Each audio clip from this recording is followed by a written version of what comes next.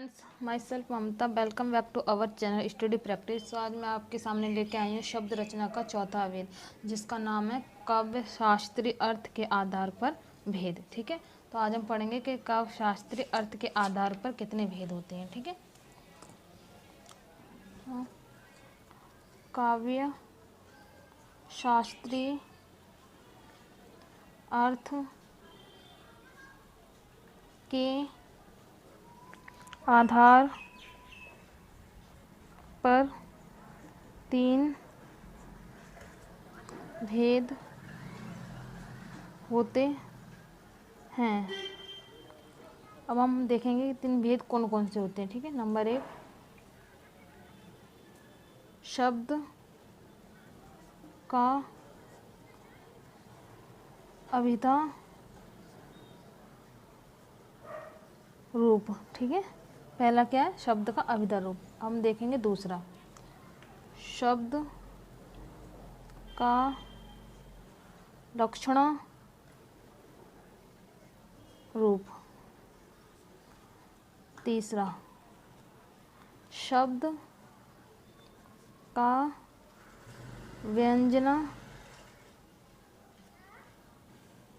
रूप।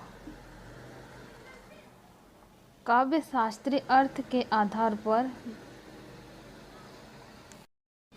काव्य शास्त्रीय अर्थ के आधार पर भेद काव्य शास्त्रीय अर्थ के आधार पर तीन भेद होते हैं। ठीक है, नंबर 1, शब्द का अभिधा रूप, शब्द का लक्षणा रूप, शब्द का व्यंजना रूप। ठीक है, तो आज हम करेंगे इसका पहला भेद। ठीक है, नंबर 1, शब्द का अभिधा रूप। पहले हम देखेंगे कि शब्द का अभिधा रूप क्या होता है, उसकी थोड़ी सी परिभाषा। जहाँ किसी शब्द का सीधा साधा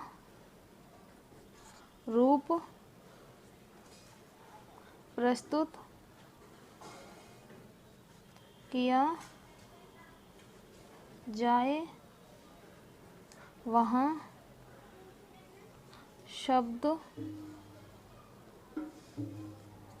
का अभिधा रूप कहलाता है।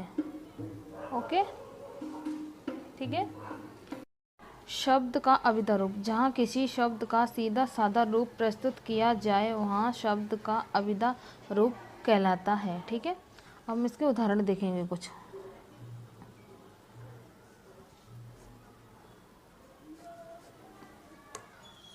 राम कक्षा का अच्छा लड़का है। ठीक है, क्या है? राम कक्षा का अच्छा लड़का। इसमें क्या है? इसमें सीधा साधा रूप बताया जा रहा है कि जो राम है वो क्या है? कक्षा का एक सीधा लड़का है। ठीक है, उसी प्रकार हम दूसरा उदाहरण देख लेते हैं। सीता कक्षा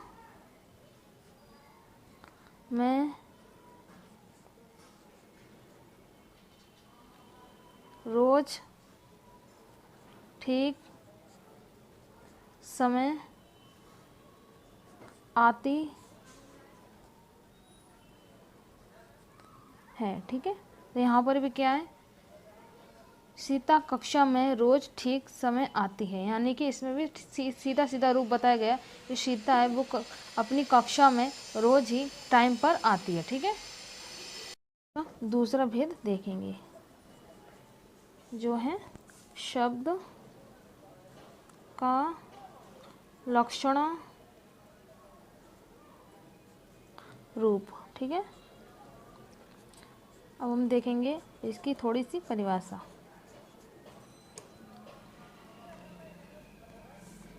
जहाँ किसी शब्द, जहाँ किसी शब्द को कहने के लिए उसके लक्षणों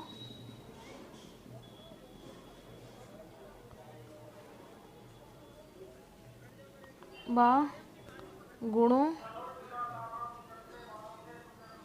में कोई दूसरा शब्द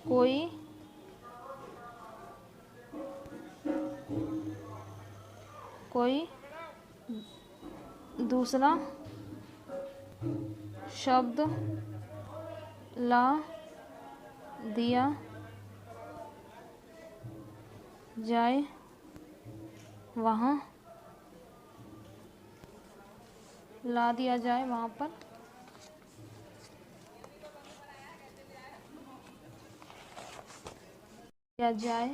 वहाँ शब्द का लक्षण रूप होता है। ठीक है, अब हम इसका उदाहरण देखेंगे। ठीक है, अब हम इसका उदाहरण देखेंगे।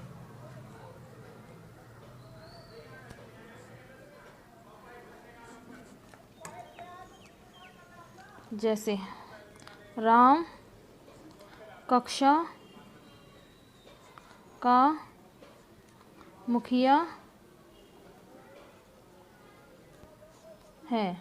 यहाँ पर क्या है, उसके लक्षणों में दूसरा लक्षण जोड़ दिया गया है। ठीक है, कि जो राम है वो कक्षा का क्या है, मुखिया, यानी मुखिया कौन है, मॉनिटर। ठीक है, अब हम इसकी एक बार परिभाषा देख लेते हैं, फिर उदाहरण देखते हैं। जहाँ किसी शब्द को कहने के लिए उसके लक्षणों व गुणों में कोई दूसरा शब्द ला दिया जाए, वहाँ शब्द का लक्षणा रूप होता है। ठीक है, क्योंकि पहले देखा था हमने कि सीधा साधा था, यहाँ पर क्या है, उसके गुणों में कोई दूसरा शब्द जोड़ दिया जाए। जैसे हमने क्या है कि राम कक्षा का अच्छा लड़का है। ठीक है, अब क्या यहाँ पे जोड़ दिया है कि राम कक्षा का मुखिया है। ठीक है, क्या है, मुखिया। उसी प्रकार हम दूसरा देखेंगे। श्याम अपने घर का होनहार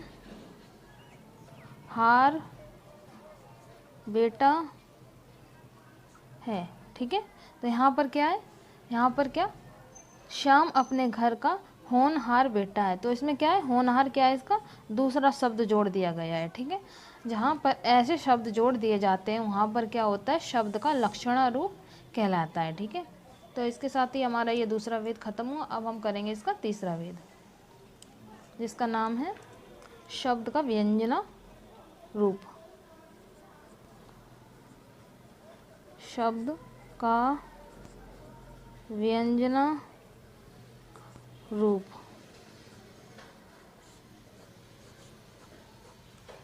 तो हम इसकी भी परिभाषा देखेंगे। जहाँ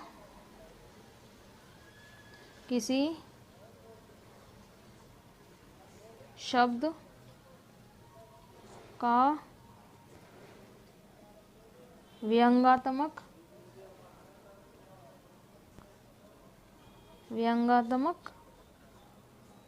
रूप प्रस्तुत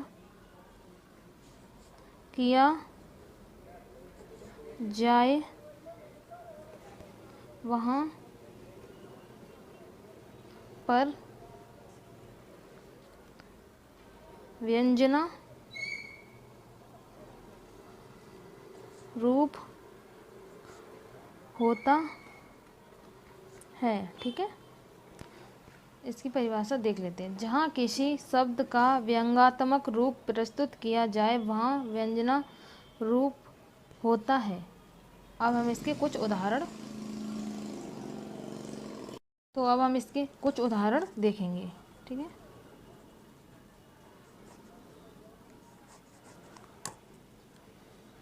जैसे राम गोबर गणेश है। तो यहाँ पर क्या है, ये व्यंग कर रहे हैं कि राम कैसा है, गोवर्ण गणेश है। ठीक है, उसी प्रकार इसका दूसरा उदाहरण देखेंगे, जैसे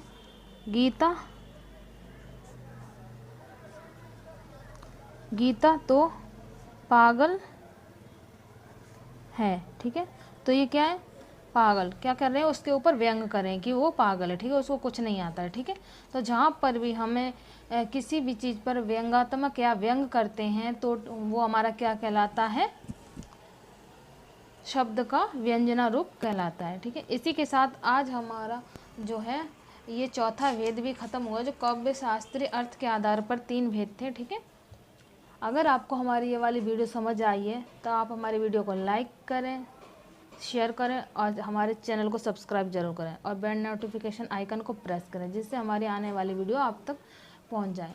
अब हम मिलेंगे आपको इसके लास्ट और आखिरी भेद पर, जिसका नाम है विकार या प्रयोग के आधार पर भेद। ठीक है, वो हम करेंगे अपनी नेक्स्ट वीडियो में। जब तक के लिए बाय एंड टेक केयर।